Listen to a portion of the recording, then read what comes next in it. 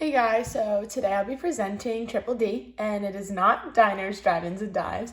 It is depersonalization and derealization disorder. So it's classified as a dissociative disorder, and its number is 300.6. So someone must be suffering from recurring DDD symptoms. The symptoms must cause marked distress and or impairment in normal functioning.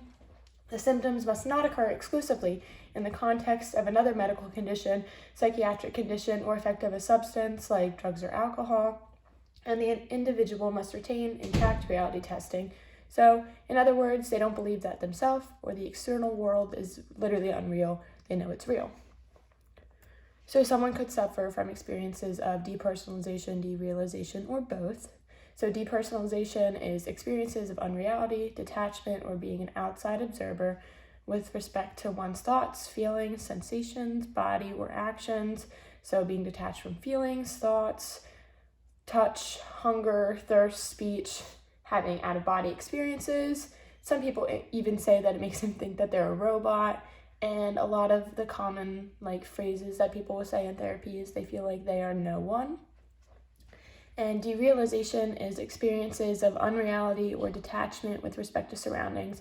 So it feels like a dream, a bubble, fog, or even like a veil of glass between you and the world.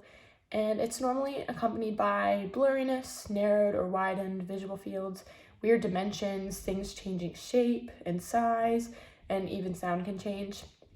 And then common symptoms for both are actually having difficulty describing their symptoms, time moving too fast or too slow, and difficulty recalling memories. And a not so fun fact is that in general, 1/2 of all adults experience at least one episode of DDD in their lifetime.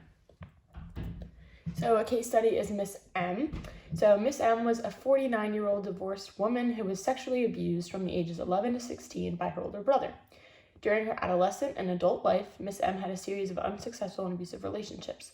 It began with a teenage pregnancy during high school, which led her to drop out and become a single mother with no social support. She was twice divorced and was currently in a relationship with a man who was 10 years older than her.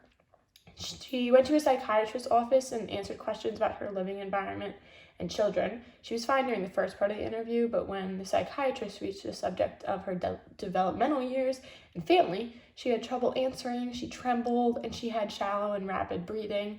When she went to see the psychiatrist repeatedly, she would state that she was not in her body and was floating in the corner. This repeatedly happened at home, in the office, and at the grocery store. So she was diagnosed with DDD and continued to go to psychotherapy. So the origins. So research states that it typically develops during adolescence or early adulthood and can continue throughout someone's life if left untreated.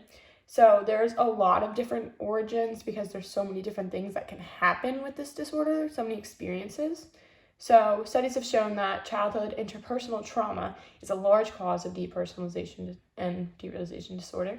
And most of this trauma comes from emotional abuse, and sometimes it comes from sexual abuse, as what Miss M had experienced with her brother. The hippocampus, so it fails to initially encode information, and abnormal encoding plays a role in the development of DDD. The corticolimbic disconnection model. So DDD results when there is no sync between the cortex, which is responsible for cognition and the dampening of emotions, and the limbic system, which is the emotional center of the brain. The temporal cortex. Researchers have found that after stimulating the temporal cortex, individuals have reported experiencing sensations of floating away and out-of-body experiences, and these happen to be the result of the abnormal tagging of incoming sensory information. So for neurotransmitters, LSD has been shown to trigger symptoms in healthy individuals, and metachlorophenylpiperazine, which is MCPP, has induced episodes of transient depersonalization, and other receptor antagonists such as ketamine, cannabinoids, hallucinogens, and opioids often induce states of DDD as well. There have also been studies involving the electrical properties of skin with stimuli that range from pleasant to neutral to unpleasant. Researchers have found that a severely reduced skin conductance responds to emotionally unpleasant stimuli in individuals suffering from DDD. And then probably one of the most important is from the amygdala and the medial prefrontal cortex. So we know the amygdala is the base for emotional responses, and in this it becomes inactive, and the medial prefrontal cortex, which deals with emotional responsiveness, is overactive, and this causes the limbic system and emotional responses to be inhibited. And then this connects back to the emotional abuse I talked about before.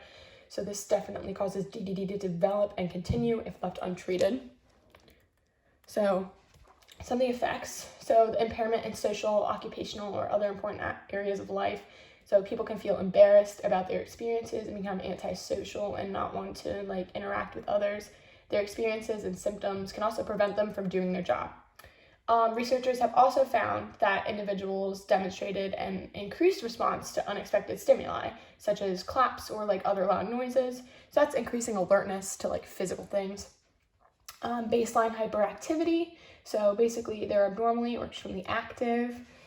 Blunted reactivity to psychosocial stress, so suppressing fear, stress, and anxiety. Their reaction to stress from thoughts and behaviors around them isn't as sharp as it used to be, and this is caused by a decline of basic norepinephrine.